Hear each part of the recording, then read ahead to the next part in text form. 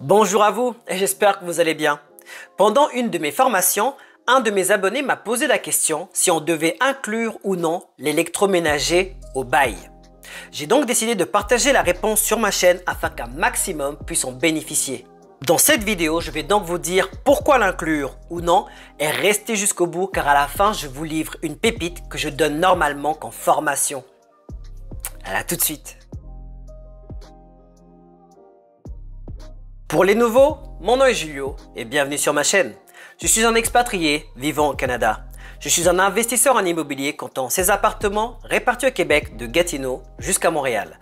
Dans mon parcours, j'ai eu la chance d'être conseillé par des investisseurs accomplis, les meilleurs agents immobiliers, d'excellents banquiers et plein d'autres acteurs qui ont contribué à ma réussite. Ce que je vous propose ici, c'est de partager mon aventure en ce qui concerne mes débuts, ma situation actuelle et mes projets à venir. Vous pourrez ainsi bénéficier de ce savoir que j'ai développé pour simplifier l'immobilier, ne plus en avoir peur et éviter les pièges tout en prenant en main votre indépendance financière. Cliquez sur le pouce bleu, abonnez-vous à la chaîne et activez la cloche des notifications pour ne rien manquer de ces vidéos qui vous apportent du très bon contenu orienté mindset et immobilier.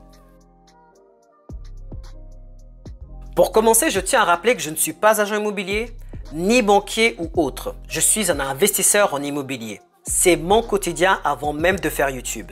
Les métiers que j'ai cités en amont sont des acteurs actifs lors de votre achat. Mais une fois que c'est fait et que c'est signé, c'est là que le plus gros du boulot commence. Dans le sens où vous sortez des sentiers battus et qu'il n'y a plus toutes ces personnes pour vous assister. Eux, en revanche, sont déjà sur un nouveau dossier ou une nouvelle transaction. Je connais ça. Il y a tout un nouveau monde avec ou sans réglementation que vous devez appréhender, gérer pour tirer votre épingle du jeu. Je ne critique personne. On ne va pas non plus demander aux personnes de vous assister toute votre vie. C'est comme demander à un dentiste, après vous avoir opéré, qu'il vienne chez vous pour vérifier que vous mâchez bien la nourriture. C'est pas pertinent. Je trouve ça très important de vous expliquer ce cycle d'achat en tant qu'investisseur avant, pendant et après cela. Bien souvent dans l'immobilier, il n'y a pas de bonne ou de mauvaise réponse ou encore de marche obligatoire à suivre. Et c'est dans ce contexte-là qu'on m'a posé la question, faut-il inclure l'électroménager ou non? Ma réponse est, ça dépend du secteur. Si vous êtes dans un secteur où il n'y a que des étudiants par exemple, alors vous savez qu'il va falloir l'inclure si vous voulez du trafic. En déménageant ou en cherchant un logement, un étudiant va rarement se déplacer avec laveuse, sécheuse, frigo, etc. Ils cherchent du tout inclus, en tout cas un maximum. Donc le budget qu'ils auront, ce sera uniquement pour la nourriture, le loyer et les études. Le risque, si vous ne voulez pas l'équiper, c'est qu'il ne retiendra pas trop d'attention, même si vous baissez un peu les prix, car il y aura toujours ce budget et ce temps à allouer à cette tâche, sans compter la maintenance. Vous allez voir qu'on vous posera souvent la question au téléphone. Si vous êtes dans un secteur familial, en revanche, c'est l'inverse. Vous verrez rarement une famille déménager sans laveuse, sécheuse, frigo ou autre. Je ne dis pas qu'il ne faut pas l'inclure, mais les familles sont équipées et les secteurs confirment cette tendance. Si la famille arrive déjà avec son électro, vous pouvez retirer le vôtre. C'est déjà ça à faire en moins pour vous, sans trop avoir d'impact sur votre loyer. Maintenant, si vous êtes dans un lieu qui est partagé et qu'il n'y a pas de tendance qui se met en évidence, à ce moment-là, c'est vous qui voyez.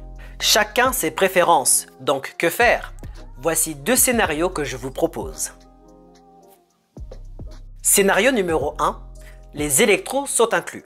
Ce que je ferai, je regarderai les comparables dans mon secteur pour voir à combien ils mettent à louer un appartement avec électroménager. J'ajusterai le prix en conséquence et je m'alignerai. Je le spécifierai dans le bail et dans l'annonce afin qu'il n'y ait pas d'ambiguïté avec le locataire, surtout en cas de départ. Le locataire, il a une preuve et une garantie que c'est fourni et maintenu par le propriétaire.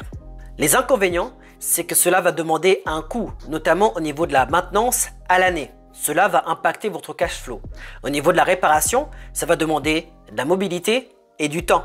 Les avantages, c'est que la différence de prix entre l'inclus et le non inclus vaut le coup, surtout que les appareils sont vite rentabilisés. Du moins, si vous avez fait des bons investissements. De plus, vous pouvez vous adapter très rapidement, dans le sens où si quelqu'un vous dit qu'il ne veut pas votre matériel parce qu'il a déjà le sien, à ce moment-là, vous retirez simplement vos électroménagers et ça s'arrête là. Scénario numéro 2, les électroménagers ne sont pas inclus. Je regarde encore dans le marché les comparables des appartements sans électroménager et je m'aligne, j'ajuste le prix. Les inconvénients, c'est que les loyers sont plus bas que ceux qui ont l'électroménager inclus dans le bail. De plus, vous n'intéressez qu'une catégorie de locataires à qui ça ne dérange pas d'avoir du non-inclus, car basculer du non-inclus à l'inclus, cette fois-ci, dans ce sens-là, la démarche est plus difficile. Les avantages, c'est qu'il n'y a pas de temps, de budget ou de maintenance à allouer à cela. Si d'un locataire à un autre, vous vous rendez compte que finalement le non inclus ou le tout inclus ne vous convient pas, vous pouvez changer. Vous pouvez même le faire en cours de bail si le locataire accepte. C'est assez rare, mais ça peut se faire. Vous aurez juste à faire une modification au bail, bien entendu. Petit bonus pour vous que je donne normalement qu'en formation. Si vous avez décidé d'inclure l'électroménager, n'allez pas l'acheter en magasin de luxe, encore moins neuf, car cela coûte cher et la maintenance n'en parlons pas. Il y a beaucoup de petits magasins ou des indépendants qui proposent des électroménagers de seconde main à un prix réduit, avec une garantie de 3 mois. Ils livrent directement l'électroménager dans votre logement locatif de votre choix et récupèrent l'ancienne machine défectueuse. Attention, ça ne revient pas à dire que vous ne respectez pas le locataire ou que vous lui livrez du bas de gamme. C'est beaucoup plus rapide, pratique, de très bonne qualité et c'est beaucoup mieux pour le locataire comme pour vous. Avec cela, vous faites des économies incroyables qui se répercutent sur le cash flow. Ce sont ce genre de pépites que je donne à mes abonnés. Contactez-moi et je vais vous en donner bien d'autres comme où les trouver ou même comment j'arrive à trouver des électroménagers gratuitement, vous avez bien entendu. Je vous donne donc rendez-vous dans les commentaires ou sur mon Facebook à Julio Kimfoko Immobilier.